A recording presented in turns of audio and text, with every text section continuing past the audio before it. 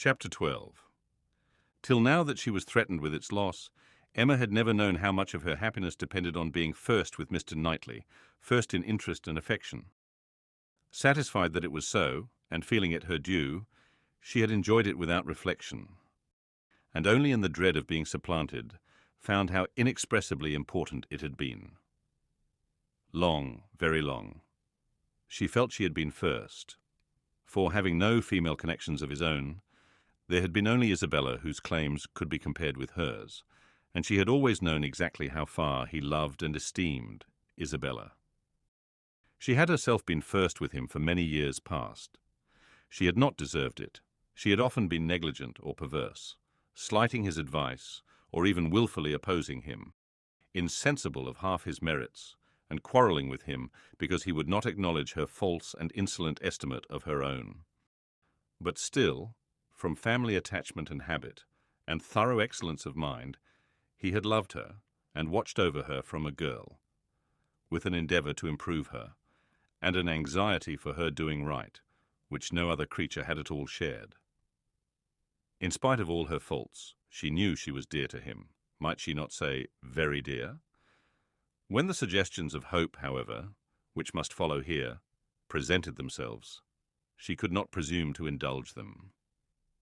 Harriet Smith might think herself not unworthy of being peculiarly, exclusively, passionately loved by Mr. Knightley. She could not. She could not flatter herself with any idea of blindness in his attachment to her. She had received a very recent proof of its impartiality. How shocked had he been by her behaviour to Miss Bates? How directly, how strongly had he expressed himself to her on the subject? Not too strongly for the offence, but far, far too strongly to issue from any feeling softer than upright justice and clear-sighted goodwill.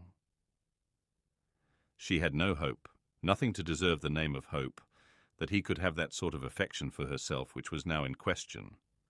But there was a hope, at times a slight one, at times much stronger, that Harriet might have deceived herself and be overrating his regard for her. Wish it she must, for his sake, be the consequence nothing to herself, but his remaining single all his life. Could she be secure of that, indeed of his never marrying at all, she believed she should be perfectly satisfied. Let him but continue the same Mr. Knightley to her and her father, the same Mr. Knightley to all the world. Let Donwell and Hartfield lose none of their precious intercourse of friendship and confidence, and her peace would be fully secured. Marriage, in fact, would not do for her. It would be incompatible with what she owed to her father, and with what she felt for him. Nothing should separate her from her father. She would not marry, even if she were asked by Mr. Knightley. It must be her ardent wish that Harriet might be disappointed, and she hoped that when able to see them together again, she might at least be able to ascertain what the chances for it were. She should see them henceforward with the closest observance, and wretchedly as she had hitherto misunderstood even those she was watching. She did not know how to admit that she could be blinded here. He was expected back every day. The power of observation would be soon given. Frightfully soon, it appeared, when her thoughts were in one course. In the meanwhile, she resolved against seeing Harriet. It would do neither of them good, it would do the subject no good to be talking of it farther. She was resolved not to be convinced, as long as she could doubt, and yet had no authority for opposing Harriet's confidence. To talk would be only to irritate. She wrote to her, therefore, kindly, but decisively, to beg that she would not, at present, come to Hartfield, acknowledging it to be her conviction that all farther confidential discussion of one topic had better be avoided, and hoping that if a few days were allowed to pass before they met again, except in the company of others, she objected only to a tete-a-tete, they might be able to act as if they had forgotten the conversation of yesterday. Harriet submitted, and approved, and was grateful. This point was just arranged, when a visitor arrived to tear Emma's thoughts a little from the one subject which had engrossed them, sleeping or waking, the last 24 hours. Mrs. Weston, who had been calling on her daughter-in-law-elect, and took Hartfield in her way home, almost as much in duty to Emma as in pleasure to herself, to relate all the particulars of so interesting an interview. Mr. Weston had accompanied her to Mrs. Bates's, and gone through his share of this essential attention most handsomely. But she, having then induced Miss Fairfax to join her in an airing, was now returned with much more to say, and much more to say with satisfaction, than a quarter of an hour spent in Mrs. Bates's parlour, with all the encumbrance of awkward feelings, could have afforded. A little curiosity Emma had, and she made the most of it while her friend related. Mrs. Weston had set off to pay the visit in a good deal of agitation herself, and in the first place had wished not to go at all at present, to be allowed merely to write to Miss Fairfax instead, and to defer this ceremonious call till a little time had passed, and Mr. Churchill could be reconciled to the engagements becoming known, as, considering everything, she thought such a visit could not be paid without leading to reports. But Mr. Weston had thought differently. He was extremely anxious to show his approbation to Miss Fairfax and her family, and did not conceive that any suspicion could be excited by it, or if it were, that it would be of any consequence. For such things, he observed, always got about. Emma smiled, and felt that Mr. Weston had very good reason for saying so. They had gone, in short, and very great had been the evident distress and confusion of the lady. She had hardly been able to speak a word, and every look and action had shown how deeply she was suffering from consciousness. The quiet, heartfelt satisfaction of the old lady, and the rapturous delight of her daughter, who proved even too joyous to talk as usual, had been a gratifying, yet almost an affecting, scene. They were both so truly respectable in their happiness, so disinterested in every sensation, thought so much of Jane, so much of everybody, and so little of themselves, that every kindly feeling was at work for them. Miss Fairfax's recent illness had offered a fair plea for Mrs. Weston to invite her to an airing. She had drawn back and declined at first, but on being pressed, had yielded, and in the course of their drive, Mrs. Weston had, by gentle encouragement, overcome so much of her embarrassment as to bring her to converse on the important subject. Apologies for her seemingly ungracious silence in their first reception, and the warmest expressions of the gratitude she was always feeling towards herself and Mr. Weston, must necessarily open the cause. But when these effusions were put by, they had talked a good deal of the present and of the future state of the engagement. Mrs. Weston was convinced that such conversation must be the greatest relief to her companion, pent up within her own mind as everything had so long been, and was very much pleased with all that she had said on the subject. On the misery of what she had suffered during the concealment of so many months, continued Mrs. Weston, she was energetic. This was one of her expressions. I will not say that since I entered into the engagement I have not had some happy moments, but I can say that I have never known the blessing of one tranquil hour, and the quivering lip, Emma, which uttered it, was an attestation that I felt at my heart. Poor girl, said Emma. She thinks herself wrong, then, for having consented to a private engagement? Wrong. No one, I believe, can blame her more than she is disposed to blame herself. The consequence, said she, has been a state of perpetual suffering to me, and so it ought. But after all the punishment that misconduct can bring, it is still not less misconduct. Pain is no expiation. I never can be blameless. I have been acting contrary to all my sense of right, and the fortunate turn that everything has taken, and the kindness I am now receiving, is what my conscience tells me ought not to be. Do not imagine, madam, she continued, that I was taught wrong. Do not let any reflection fall on the principles or the care of the friends who brought me up. The error has been all my own. And I do assure you that with all the excuse that present circumstances may appear to give, I shall yet dread making the story known to Colonel Campbell. Poor girl, said Emma again. She loves him then excessively, I suppose. It must have been from attachment only that she could be led to form the engagement. Her affection must have overpowered her judgment. Yes, I have no doubt of her being extremely attached to him. I'm afraid, returned Emma, sighing, that I must often have contributed to make her unhappy. On your side, my love, it was very innocently done, but she probably had something of that in her thoughts, when alluding to the misunderstandings which he had given us hints of before. One natural consequence of the evil she had involved herself in, she said, was that of making her unreasonable.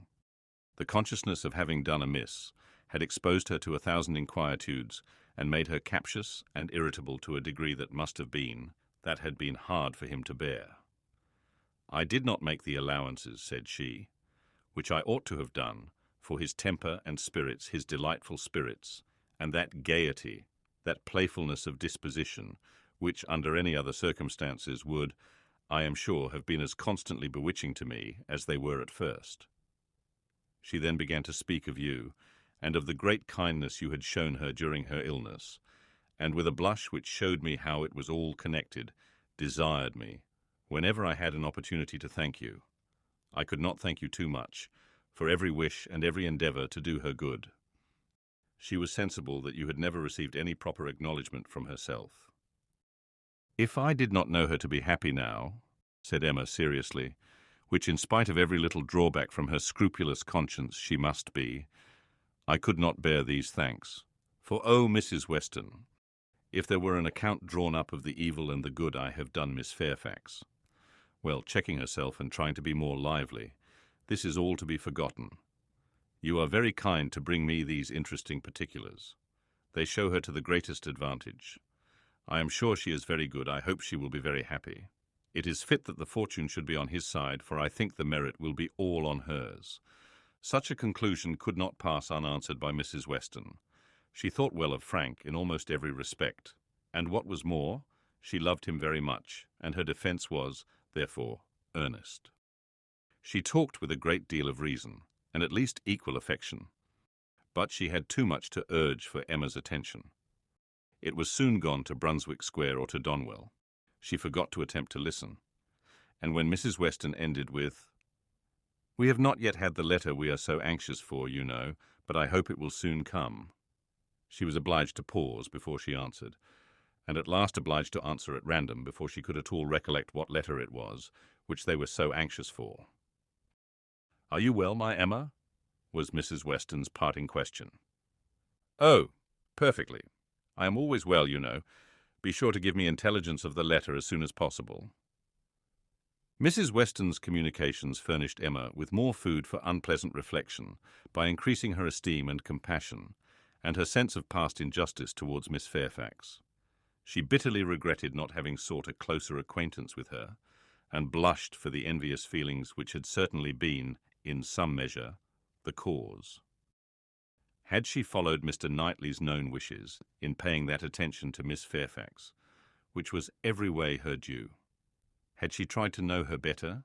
Had she done her part towards intimacy? Had she endeavoured to find a friend there instead of in Harriet Smith? She must, in all probability, have been spared from every pain which pressed on her now. Birth, abilities, and education had been equally marking one as an associate for her, to be received with gratitude, and the other, what was she?